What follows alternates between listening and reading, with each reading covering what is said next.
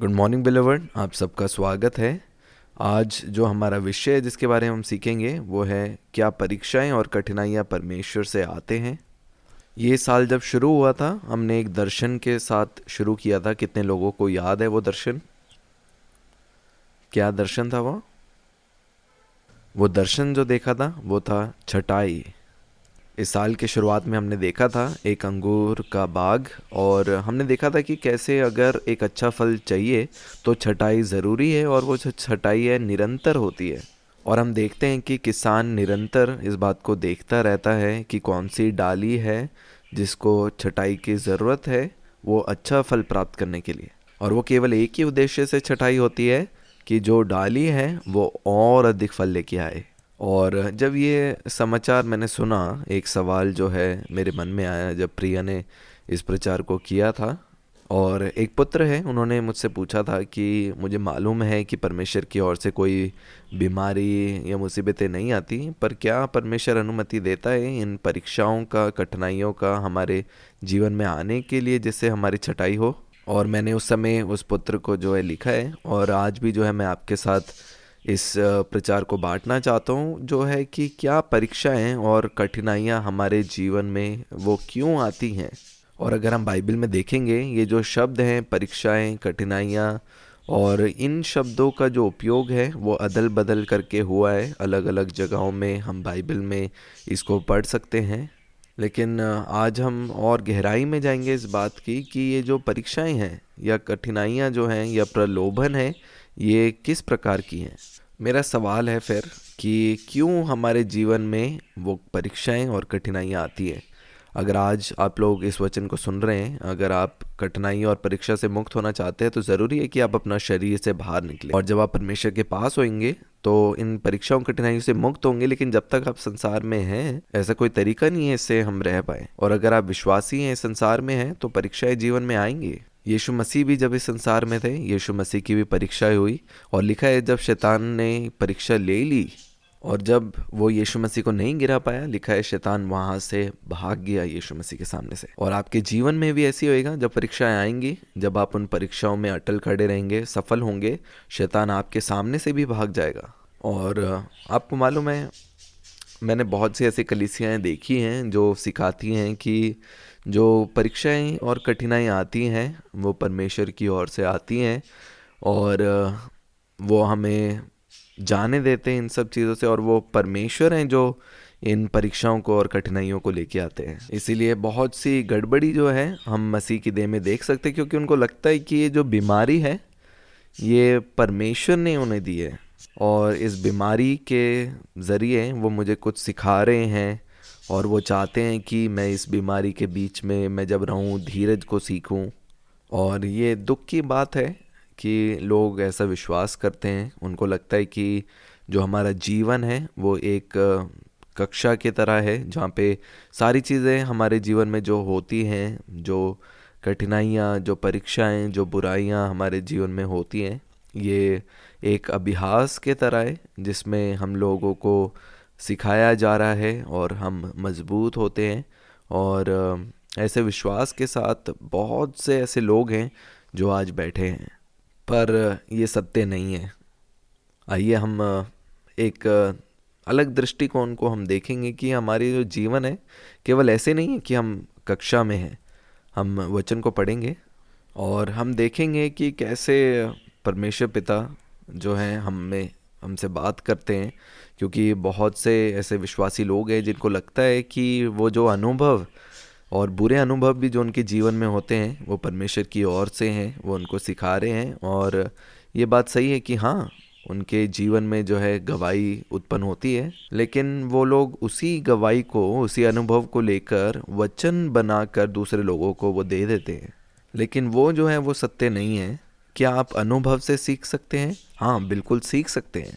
ये ऐसी है कि एक छोटा सा बालक है, उसको आप मना करते हैं कि बिजली में हाथ नहीं लगाना, आप बोल रहे हैं, मना कर रहे हैं, पर वो बच्चा नहीं सुनता, और वो खुद से जब कोशिश करता है उसे करंट लगता है, और वो अपने अनुभव से सीखता है, अरे नहीं, अच्छा मुझे नहीं लगाना चाहिए था। और पिता ऐसी हैं, वो नहीं चाहता कि हमें चोट लगे, इसीलिए उन्होंने अपने वचन को हमारे लिए दिया है। आइए हम वचन में से पढ़ेंगे। हम पढ़ेंगे दूसरा तीमुथियुस की पत्री, उसका 3 अध्याय 16 वचन। यहाँ पे लिखा है, संपूर्ण पवित्र शास्त्र परमेश्वर की प्रेरणा से रचा गया है और उपदेश और समझाने और सुधारने और सहीपन की शिक्षा के लिए लाभदायक है। और ये तरीका है जैसे परमेश्वर हमें सिखा रहे हैं। परमेश्वर पिता हमें अपने वचन के द्वारा सिखा रहे हैं। वो वचन जो हर एक उनके मुंह से निकला है, लिखा है कि वो उपदेश और समझाने और सुधारने और सहीपन की शिक्षा के लिए लाभदायक है। इसीलिए किसी को आपको ये मत बताने दो कि आप जो है अनुभव से सीखते हो। आगे हम वचन को पढ़ेंगे, पहला कुरिन्थियों की पत्री उसका 10 अध्याय और 11 वचन। यहाँ पे इस प्रकार लिखा है, परंतु ये सब बातें जो उन पर पड़ी दृष्टांत की रीति पर थी और वे हमारी चेतावनी के लिए जो जगत के अंतिम समय में रहते हैं लिखी गई हैं।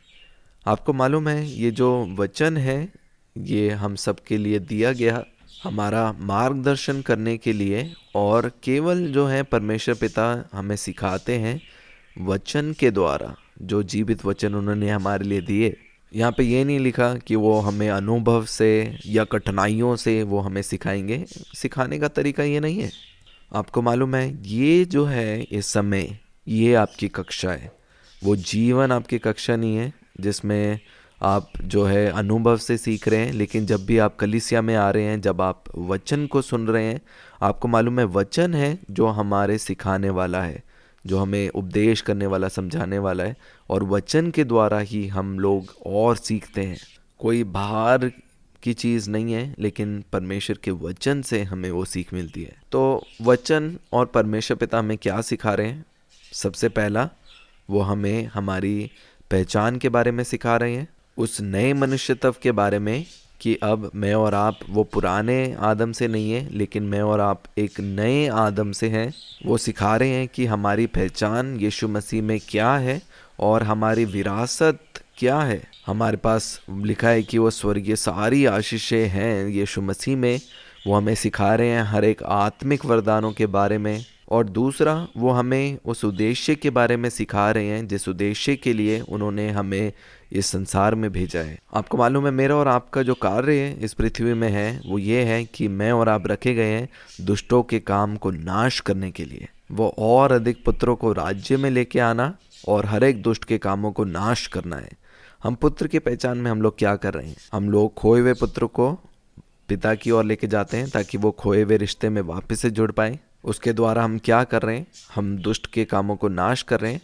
वचन में लिखा है कि जो इस संसार का ईश्वर है, जो हरा दिया चुका है और वो अभी इस संसार में है, और जितने भी लोग हैं उन लोगों की जो दृष्टि उसने अंधी कर रखी है और उसने हृदयों को कठोर कर रखा है कि वो सत्य को ना देख सके जो वचन में है। और मेरा और आपका काम है कि हम उस सत्य वचन को उनके हृदय में बोलें, और उसी काम को मैं और आप इस संसार में कर रहे हैं। ज़रूरी नहीं है कि वो काम केवल आप यहाँ पे खड़े होके पुलपिट में प्रचार करके करें, लेकिन हम जहाँ पे भी हम संसार में जाते हैं, मेरा और आपका काम ये है कि और अधिक पुत्रों को उस सत्य वचन में जागरूक करें और उनको वापस से उस खोए हुए रिश्ते में जोड़े जो पिता के साथ है, ताकि वो व्यक्तिगत रूप में वही रिश्ता रख सके जैसे मैं और आप उनके साथ रखते हैं। और ये जो है ये असली कक्षा है, ना कि जो अनुभव आपके जीवन में होते हैं। आपको मालूम है जहाँ पे भी हम जाते हैं, बाइबल एक प्रकार को लिखती है कि हम एक आत्मिक मल्लयुद्ध के साथ हैं। वो शरीर के साथ लड़ाई नहीं है, एक आत्मिक मल्लयुद्ध है। इसीलिए वो सारे जो हथियारों के साथ परमेश्वर पिता ने हमें तैयार किया है, और वो जो जितने भी वरदान, वो जो वचन हमें दिए हैं, वो ऐसे ही नहीं दिए, लेकिन किसी उद्देश्य के साथ दिए हैं कि जब हम इस संसार में भेजे गए हैं, जब हम चुने गए हैं, एक उद्देश्य, एक लक्ष्य के साथ हैं। वो वचन है जो सुसमाचार हमें सब भाइयों को बांटना है ताकि वो लोग भी जागरूक होए। वो जितने भी हथियार वो क्या है? वो सहीपन का झिलम, वो वचन की तलवार, वो उद्धार का टोप, वो सत्य से कमर कसना। आपको मालूम है कि ये जितने भी चीज़ें लिखी हैं ये सब जो है हमारे सामने के को सुरक्षा करने के लिए हैं, लेकिन हमारे पीछे से क्या?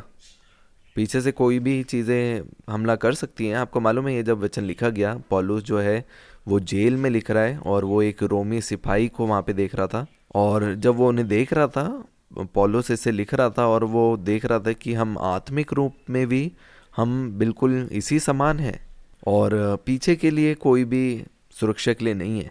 और ये कारण है कि मसीह जीवन में हम कभी भी पीछे नहीं, लेकिन हमेशा हम आगे बढ़ते हैं। और हम हमेशा से हम आगे बढ़ने के लिए हम पीछे हटने वाले नहीं हैं, लेकिन हम अपने जीवन के हर एक दिन जो है उस उन्नति में हम बढ़ते जाते हैं। इसीलिए जो हमारा कैंप भी है उसे हम कहते हैं बिलीवर्ड एडवांस। तो अब एक सवाल है कि ये जो परीक्षाएं हैं, यह कठिनाइयां हैं, ये किसकी ओर से आ रही हैं? वो शैतान की ओर से। आपको मालूम है, जिस दिन से आपका नया जन्म हो गया, शैतान जो है आपसे नफरत करता है। आप उसके विरोधी के समान है और वो चाहता है कि हम असफल हों। और वो सारी जो परीक्षाएं और कठिनाइयां वो हमारे जीवन में देता है, केवल एक उद्देश्य के लिए कि हम वो लक्ष्य जो जिस लक्ष्य के लिए हम रखे गए हैं उसमें हम असफल हो जाएं। और वो केवल जो है हमारे मन में वो हमला कर सकता है। बाइबल में लिखा है कि हमारे जो लड़ने के हथियार हैं वो शारीरिक नहीं है, लेकिन वो सामर्थी हैं, आत्मिक हैं, गढ़ों को ढा देने के लिए भी। और इसीलिए जो शैतान जो है केवल युक्तियाँ बनाता है, हमें कल्पनाएं, हमें विचार देता है। वो केवल भ्रम दे सकता है और वो सब कुछ हमारे सोच में है। हमारा जो सारा जो मलयुद्ध है, आपको मालूम है, वो मांस और लहू के साथ नहीं है। वो सही मायने में हमारे मन, हमारे प्राण या हमारी कल्पना, हमारे सोच में है। आगे हम और वचन में से पढ़ेंगे। मरकुस का सुसमाचार उसका 4 अध्याय उसके 14 वचन में इस प्रकार लिखा है, बोने वाला वचन बोता है, जो मार्ग के किनारे गिरा है जहाँ वचन बोया जाता है, वे ये हैं कि जब उन्होंने सुना तो शैतान तुरंत आकर वचन को जो उनमें बोया गया था उठा ले जाता है। वैसे ही जो पथरीली भूमि पर बोए गए जाते हैं, ये वे हैं जो वचन को सुनकर तुरंत आनंद से ग्रहण कर लेते हैं, परंतु अपने भीतर जड़ ना रखने के कारण वे थोड़े ही दिनों के लिए रहते हैं। इसके बाद जब वचन के कारण उन पर कलेश या उपद्रव होता है तो वे तुरंत ठोकर खाते हैं। आपको मालूम है, जितनी भी परीक्षाएं, कठिनाइयां आपके जीवन में आती हैं, वो उस वचन को जो सत्य है उसको बाहर निकालने के लिए आती है। और हर एक बारी वचन जब आप सुनते हैं, शैतान जो है केवल उस वचन को चुराने के लिए आता है, क्योंकि वो नहीं चाहता कि वो वचन हृदय में बोया जाए और उस बीज के बोए जाने के द्वारा वो फल उत्पन्न हो। और वो केवल उस वचन को चोरी करना चाहता है। अगर आपके जीवन में कभी आपको लगे कि आप परीक्षाएं या कठिनाइयां आपके जीवन में आ रही हैं, तो आप हमेशा आप इस बात में जागरूक रहें कि शैतान केवल उस वचन को चुराने के लिए आया, उस सत्य को चुराने के लिए आया है जो आपके हृदयों में बोया गया है वचन के द्वारा। और ये सब कुछ जो है एक अविश्वास को उत्पन्न करने के लिए आता है, उस सत्य को निकालने के लिए आता है कि हाँ, मैंने वचन को सुना, लेकिन जब हम अनुभव को देखते हैं हम कहते हैं कि अरे कुछ भी जो है मेरे जीवन में काम नहीं कर रहा। आपको मालूम है, वो बदलना चाहता है उस सत्य को जो परमेश्वर पिता आपके विषय में वो कहते हैं। और यही काम को शैतान जो है आपके जीवन में करना चाहता है। और मेरा और आपका काम केवल यही है कि जब सत्य बोया जाए हम उस सत्य को पकड़ के रखें। हम भागते नहीं हैं, हम स्थिर रहते हैं। हमारा काम है आगे बढ़ते रहना, स्थिर रहना। हम पीछे हटने के लिए नहीं है, लेकिन हम सर्वदा आगे की ओर बढ़ने के लिए हैं। आगे हम वचन में से पढ़ेंगे प्रेरितों के काम उसका 20 अध्याय और उसके 22 वचन से हम पढ़ेंगे। यहाँ पे पौलुस जो है इस वचन को लिखता है, क्योंकि वो सारे जो कठिनाइयाँ जो हैं वो कलेश उसके जीवन में आते हैं। और इस प्रकार लिखता है, यहाँ पे इस प्रकार से लिखा है, अब देखो मैं आत्मा में बंधा हुआ यरूशलेम को जाता हूँ और नहीं जानता कि वहाँ मुझ पर क्या क्या बीतेगा, केवल यही कि पवित्र आत्मा हर नगर में गवाही दे देकर मुझसे कहता है कि बंधन और कलेश तेरे लिए तैयार है, परंतु मैं अपने प्राण को कुछ नहीं समझता कि उसे प्रिय जानूं, वरन ये कि मैं अपनी दौड़ को और उस सेवा को पूरी करूं जो मैंने परमेश्वर के अनुग्रह के सुसमाचार पर गवाही देने के लिए प्रभु यीशु से पाई। आपको मालूम है, पौलुस पहले से ही जानता था पवित्र आत्मा के द्वारा वो जो कलेश और उपद्रव जो उनके जीवन में आने वाले थे। और हम इसे जो है एक भविष्यवाणी के रूप में देखते हैं। और अक्सर बहुत जगह होता है, कई बारी भविष्यवक्ता जो हैं अपने भावनाओं में आकर इस प्रकार से बोलते हैं कि मुझे मालूम है वहाँ पे बहुत उपद्रव और कठिनाइयाँ होंगी, इसलिए वो मना करते हैं उन जगहों में जाने के लिए। मुझे बहुत पसंद है यहाँ पे पौलुस जिस प्रकार से लिखता है, उसे पवित्र आत्मा के द्वारा मालूम था ये बातें कि जो आने वाले समय में क्या होने वाली है, और उनके बावजूद भी वो पीछे नहीं हटा।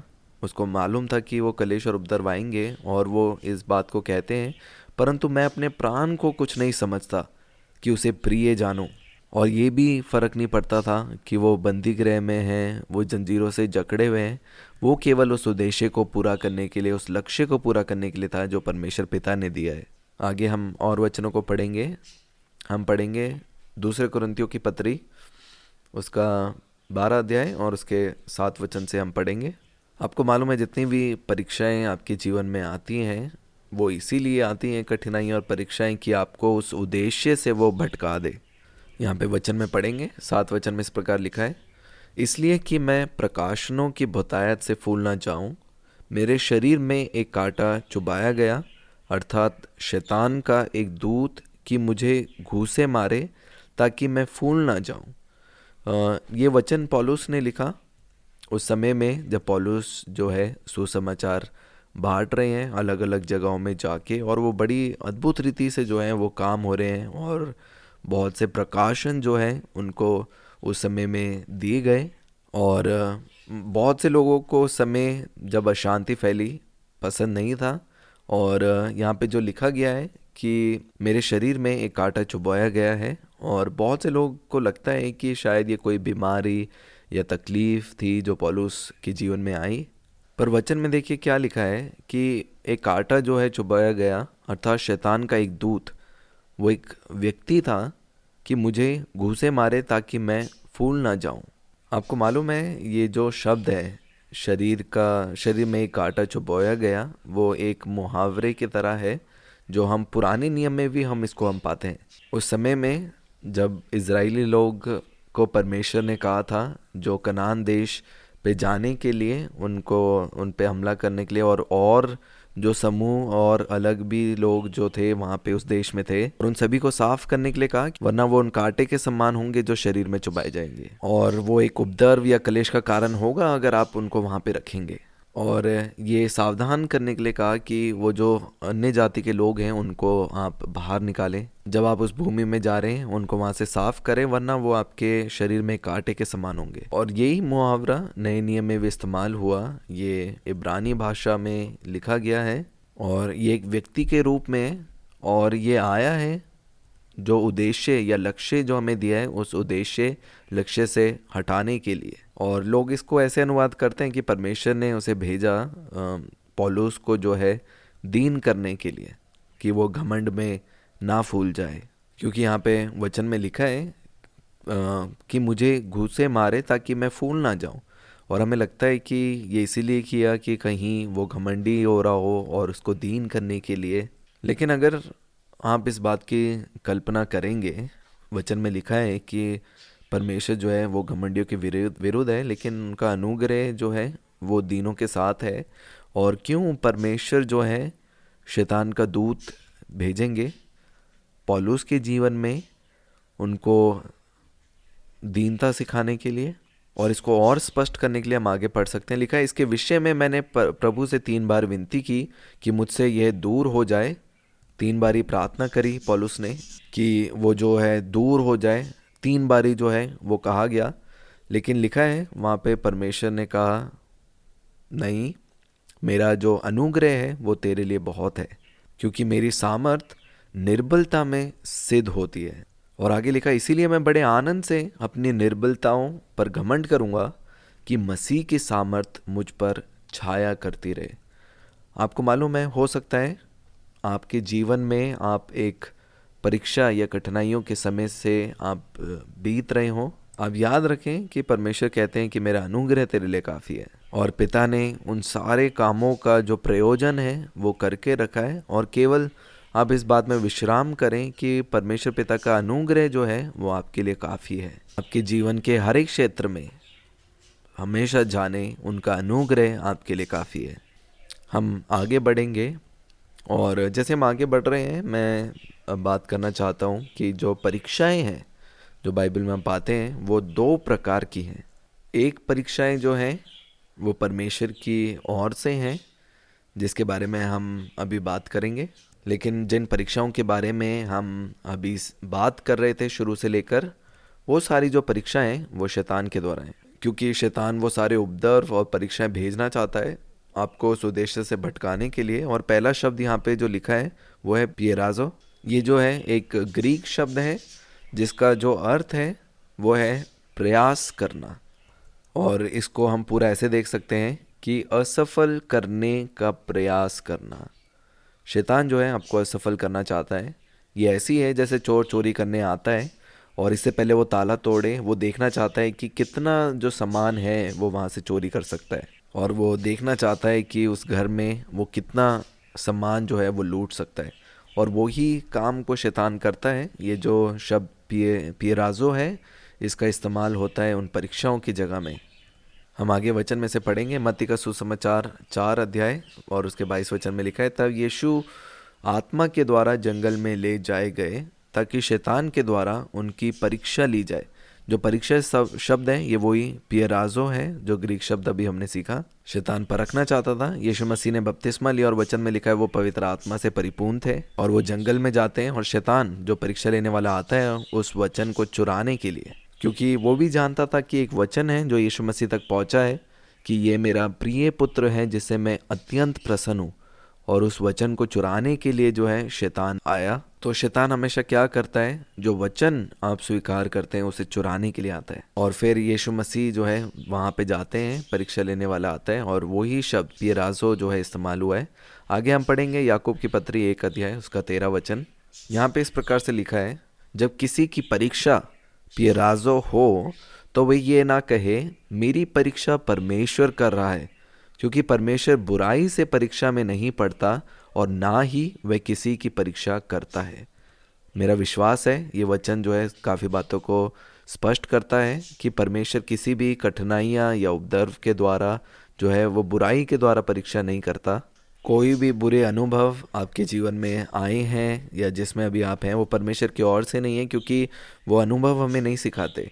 जो हमारे सिखाने वाला है वो केवल ये जीवित वचन है, और वो वचन है जो प्रतिदिन की हमारी रोटी के समान है। तो यहाँ पे हमने देखा अभी तक जो शब्द इस्तेमाल हुआ था वो था पियराजो। एक और शब्द जो है जिसका इस्तेमाल हुआ है ग्रीक शब्द वो है डोकीमाजो, और ये ग्रीक शब्द का जो अर्थ है वो भी परीक्षा करना है, लेकिन ये किसी वस्तु की वास्तविकता की जांच या परीक्षा करने के समान है।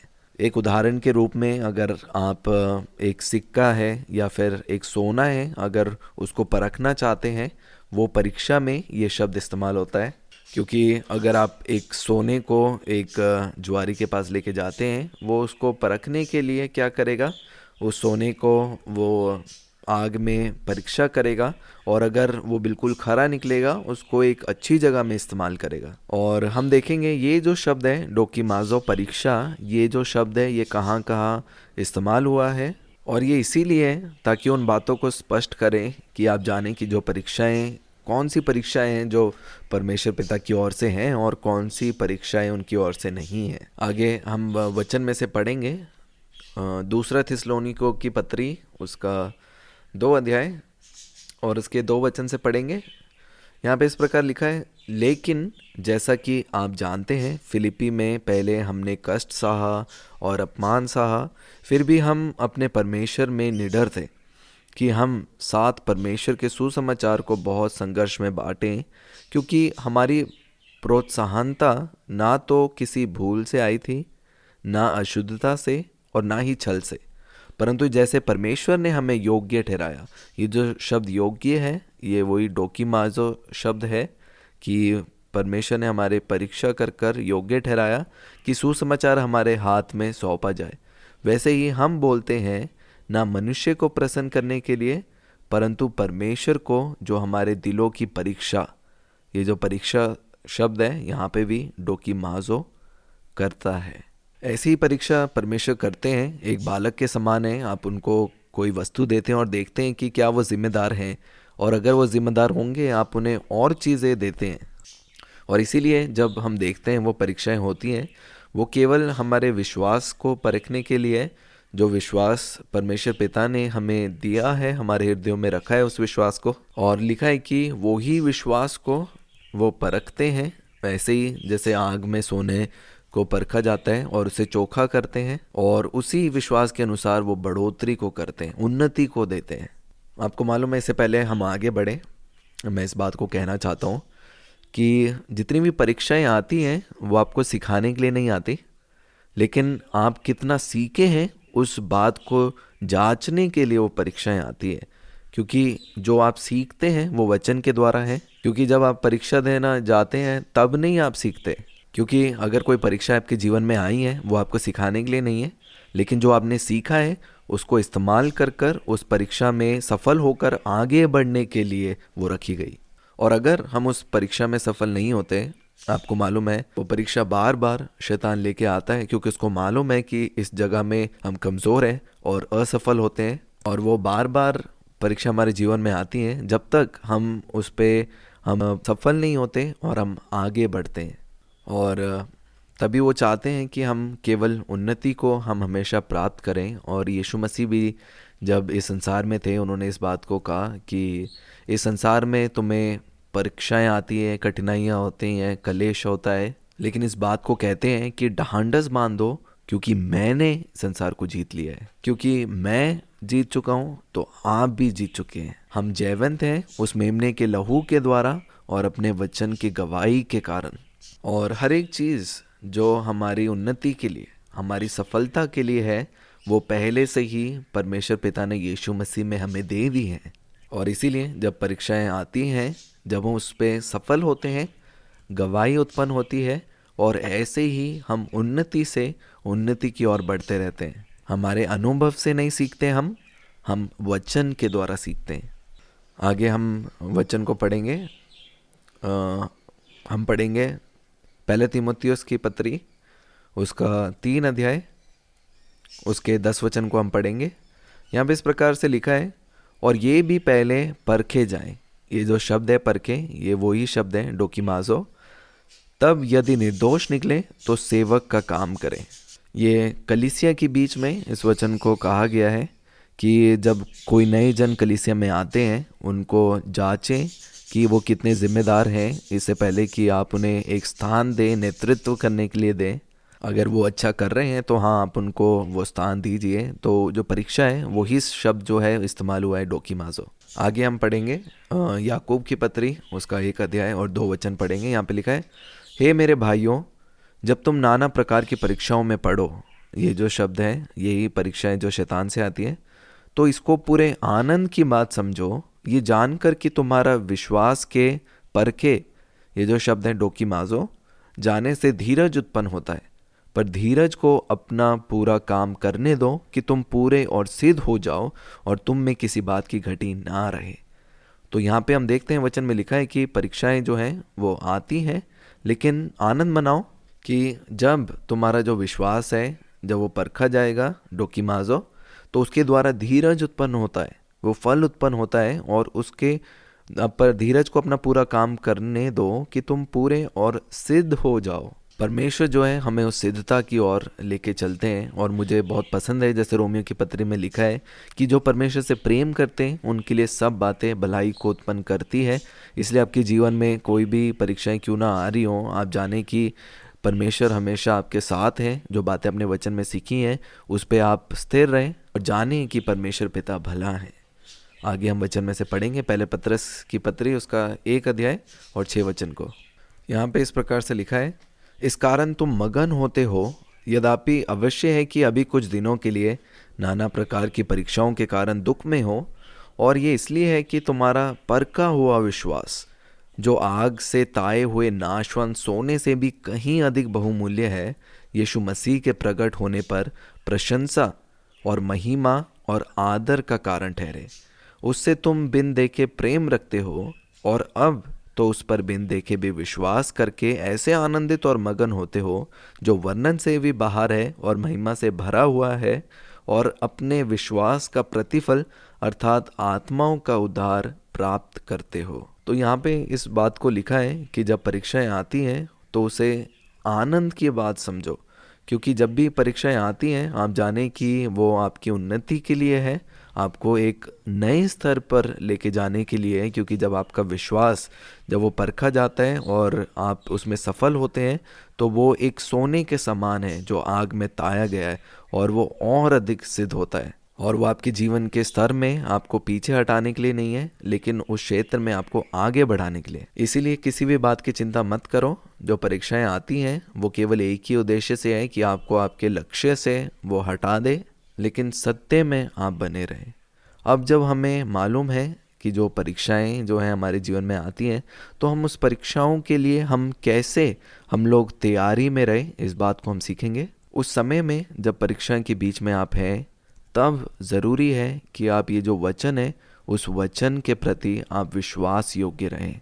वो समय है कि आप और अधिक वचन में आप अपने आप को पाएं, क्योंकि वचन है वो सोता जिसमें से जीवन को हम पाते हैं, और उसको लेकर, वचन को लेकर हम चलते हैं। और जितना जो कठिन जो परीक्षाएं आपको लगे, उतना ही अधिक समय मैं उत्साहित करूँगा कि आप वचन में आप बढ़े और उसके वचन को, उस सत्य को आप पकड़ कर रखें और वचन पे अपनी नींव को बनाएं। क्योंकि जब आप तूफान में हैं, तूफान के बीच में आपको लग सकता है कि सब कुछ गड़बड़ी है, सब कुछ जो है आपके आसपास जो है वो उथल पुथल हो रहा है, लेकिन आप हमेशा जानें कि परमेश्वर पिता आपके साथ है, उनका जीवन आपके साथ है, और आप जयवंत से बढ़कर हैं।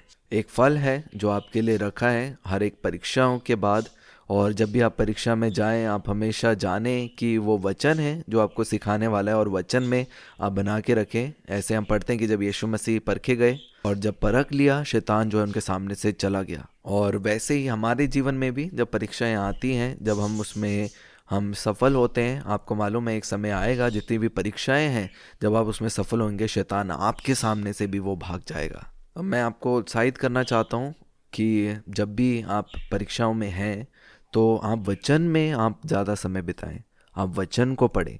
जैसे हमने सीखा कि ज़्यादातर जो परीक्षाएं आती हैं उस बीज को, उस सत्य को, उस वचन को चुराने के लिए आती हैं जो आपके हृदय में बोया गया है। जिस क्षण वो सत्य आपके हृदय में बोया गया, वो चोरी करने वाला आता है।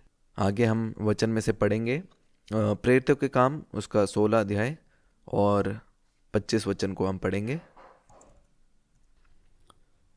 यहाँ पे हम वचन में देखते हैं पौलुस और जो सिलास हैं वो इस समय में बंदीगृह में हैं, और एक बहुत ही बुरा समय है, क्योंकि वो सुसमाचार सुनाने के कारण उनको बंधुआई में रखा गया है। उनको वहाँ पे मारा गया, कोड़े लगे और उनको जंजीरों में बांध कर रखा है। और उस समय में जो उनका उत्तर है, उनका जो प्रतिक्रिया है, मुझे बहुत पसंद है कि आप आगे बढ़ रहे हैं मसीह जीवन में। कठिनाइयाँ और परीक्षाएं जो हैं वो आपके मार्ग में आ रही हैं, अब क्या करोगे? आपको जंजीरों से बांध के रखा है, आपको मारा है। पौल और जो सिलास हैं वो निर्णय लेते हैं एक स्तुति का भजन गाने के लिए। वो कहते हैं कि मैं अपने परमेश्वर पिता पे विश्वास करता हूँ, मैं यहाँ पे हूँ, मुझे पता है कि वो मेरी रक्षा करते हैं और मैं उन्हीं के लिए हूँ। और आधी रात में जो पौलुस और सिलास जो हैं वहाँ पे प्रार्थना कर रहे हैं, वो गीत को गा रहे हैं। हम पढ़ेंगे, वचन में लिखा है आधी रात के लगभग पौलुस और सिलास प्रार्थना करते हुए परमेश्वर के भजन गा रहे थे और कैदी सुन रहे थे। इतने में एक बड़ा भूकंप आया, यहाँ तक कि बंदीगृह की नींव हिल गई और तुरंत सब द्वार खुल गए और सबके बंधन खुल पड़े। परीक्षाओं के बीच में आप आनंद बनाएं, प्रार्थना करें, वो स्तुति के, वो आराधना के गीतों को गाएं, क्योंकि आप जाने उसके दौरान क्या होगा। एक बड़ा भूकंप उन परीक्षाओं के बीच में आ जाएगा। चीज़ें जो हैं वो हिलेंगी, जो बंदीगृह के दरवाजे हैं वो खुल जाएंगे और आप देखेंगे कि आप आज़ाद हो जाएंगे। और वहाँ पे जो सिपाही रखवाली करने वाला है, लिखा है कि वो बहुत घबरा गया और वो खुद को मारने के लिए भी वो तैयार था, क्योंकि उसको नहीं मालूम था कि वो कैसे अपने सरदार को ये बातें समझाए। लेकिन पौलुस उस जगह से नहीं भागा, वो वहीं पे रहा। उसने कहा चिंता मत करो, हम नहीं भाग रहे, हम यहीं पे ही हैं। और ये बात मुझे बहुत पसंद है कि पौलुस और सिलास के जीवन में जितनी कठिनाई है, उनको मालूम था किस उद्देश्य के लिए वो वहाँ पे हैं, और वो आनंद मनाते थे, परमेश्वर की स्तुति करते रहे। और मैं आप सबको उत्साहित करना चाहता हूँ, ये जो समय परीक्षाओं का होता है, आपको और नज़दीक जो है परमेश्वर पिता के आने का एक अवसर को ये प्रदान करता है।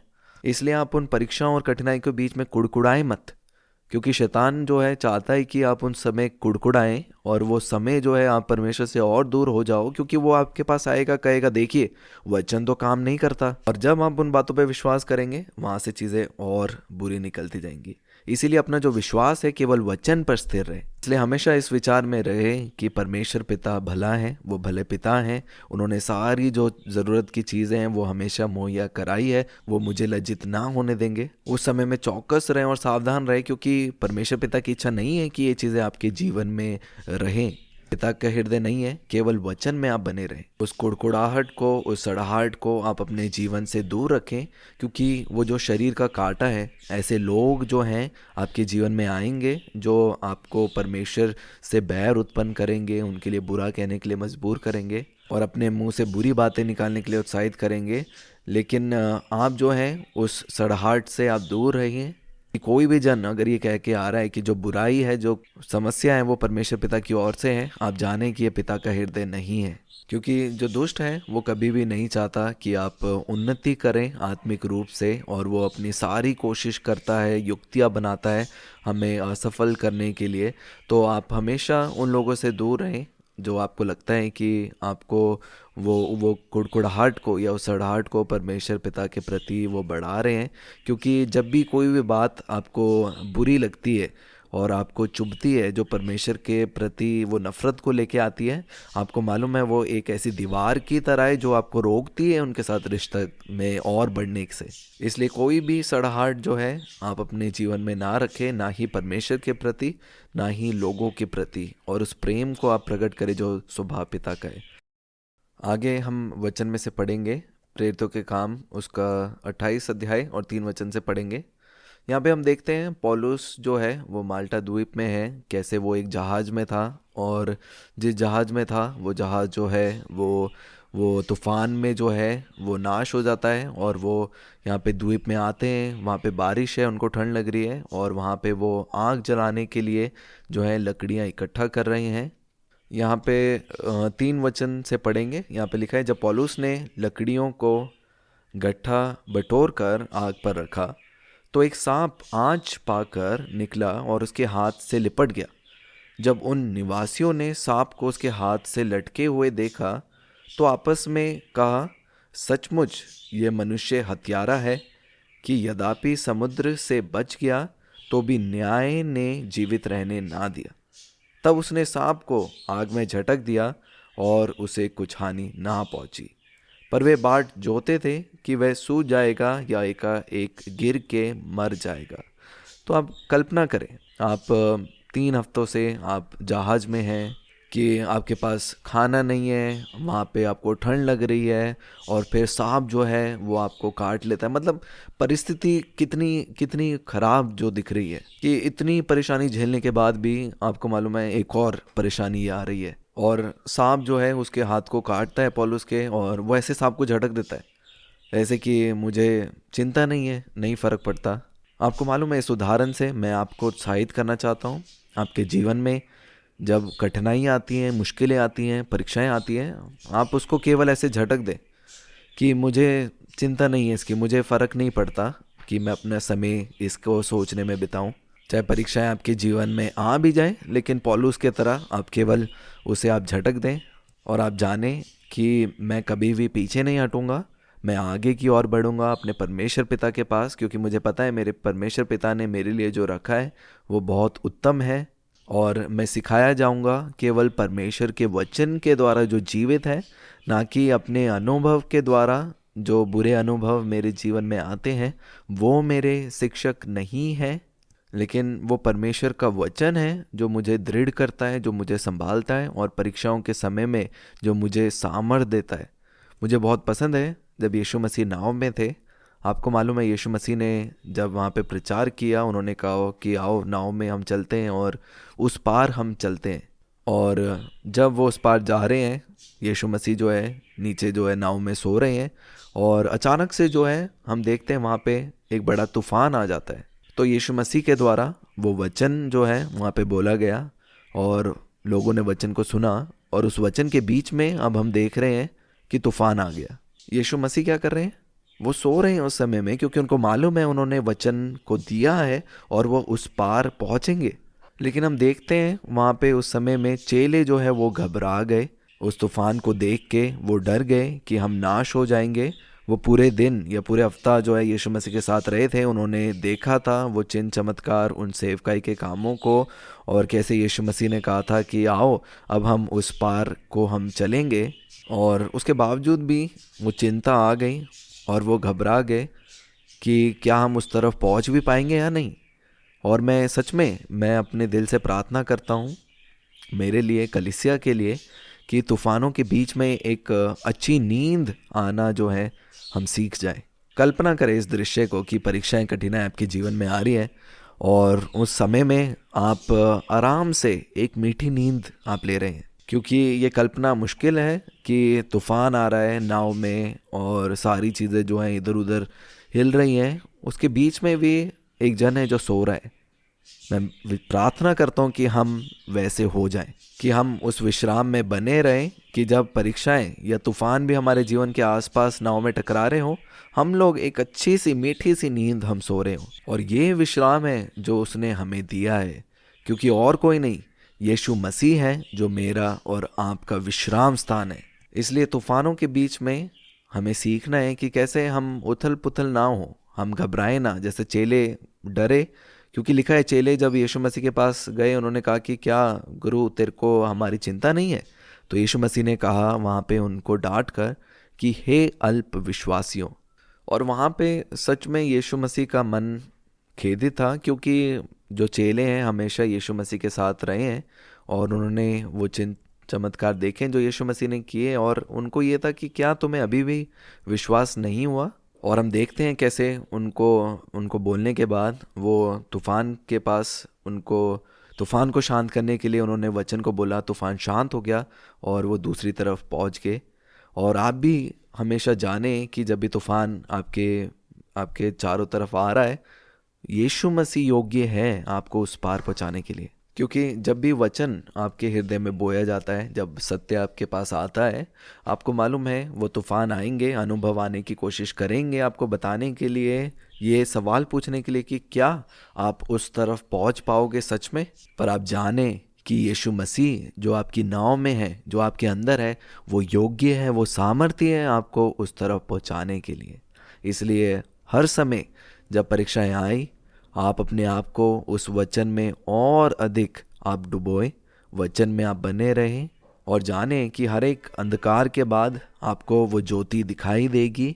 और वो हर एक जो परीक्षाएं आपके जीवन में आएगी, वो परीक्षाएं नहीं, लेकिन वो एक बड़ी गवाही में बदलने पाएगी, जो और लोगों के लिए भी एक उत्साह का कारण बनेगी। और आज मैं यही प्रार्थना करता हूँ कि आप लोग और अधिक वचन में अपनी नींव बना के रखें, वचन में बढ़ें और वचन के प्रति आप विश्वास योग्य रहें।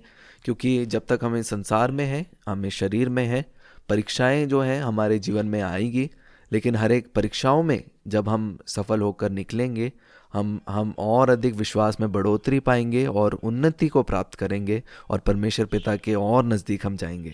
और हो सकता है इस सफ़र में जो है, जब आप नाव में हैं, नाव जो हिलेगी और तूफान आपको महसूस हो, लेकिन पवित्र आत्मा आपको सिखाएंगे उस तूफान के बीच में कैसे विश्राम से सोना है। और इसी के साथ मैं संदेश समाप्त करूंगा, आगे के समय मैं प्रिया को देता हूं।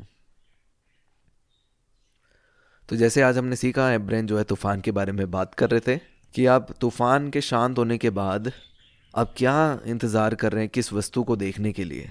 एक इंद्रधनुष। और एक इंद्रधनुष क्या बताता है कि जो तूफान है वो जा चुका है और आपको मालूम है आप हैं वो इंद्रधनुष। और हाँ, आज जो प्रचार था वो तूफान के बारे में था और एक फल को हमने प्राप्त किया।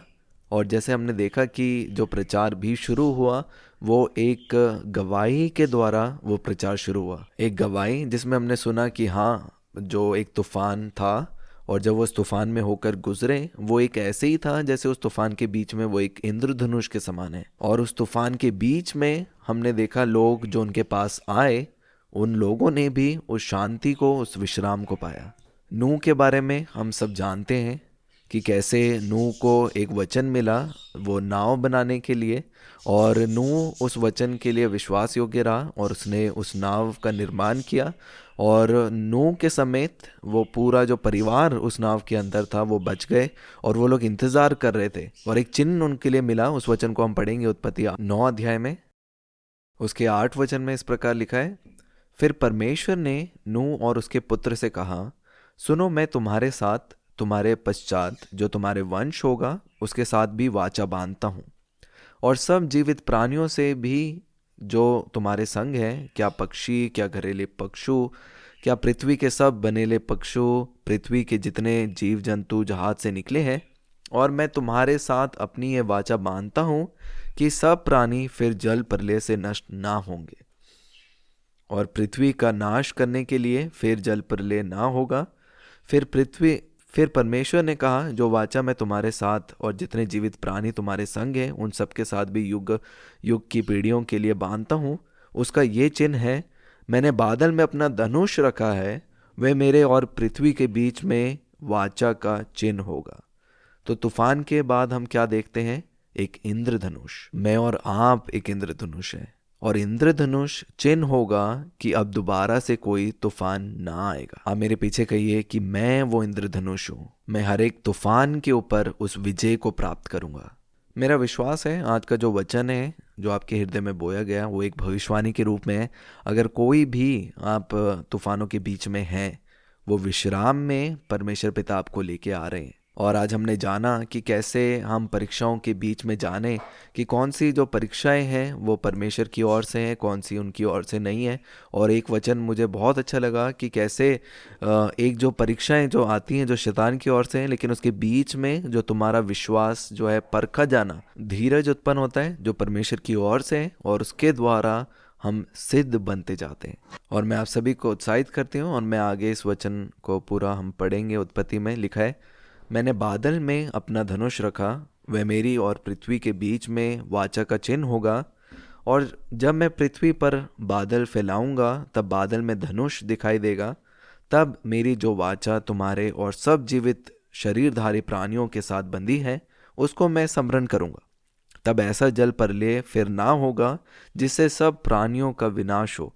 बादल में जो धनुष होगा मैं उसे देख के ये सदा की वाचा स्मरण करूंगा जो परमेश्वर के और पृथ्वी पर के सब जीवित शरीरधारी प्राणियों के बीच बंधी है।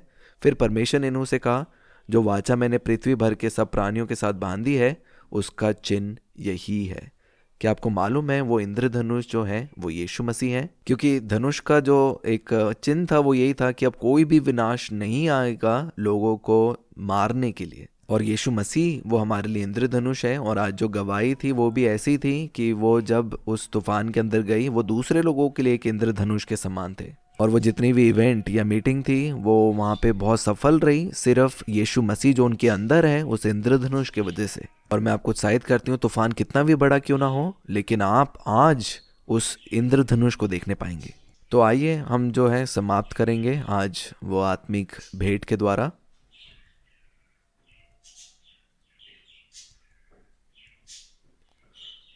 हम सब जो है खड़े हो जाएंगे। आप मेरे पीछे इस प्रार्थना को कर सकते हैं। आप मेरे पीछे कह सकते हैं, परमेश्वर पिता, मैं आपके राज्य में आपका बेटा हूँ। यीशु मसीह आप मेरे महायाजक हैं, और इस समय मैं आपको वो धन्यवाद की भेंट, वो दशवांश देता हूँ उस बढ़ोतरी के लिए जो आज मेरे प्राणों में आई है वचन सुनने के द्वारा। आइए क्यों ना हम वो धन्यवाद की भेंट, जो अन्य भाषा बोलते हैं अन्य भाषा के साथ, उस भेंट को आप अपने महायाजक को चढ़ाएं। Bohori andara basikiri. Rianana bohoro sokororo yandere de beshere de bosokoro da basikiri andara da bashekiri. Ora basikiri andana da bosoro da boshekiri di bahandara da basendere de boshoro da bosikiri. Onana basikiri bishekiri de basondoro da boshi.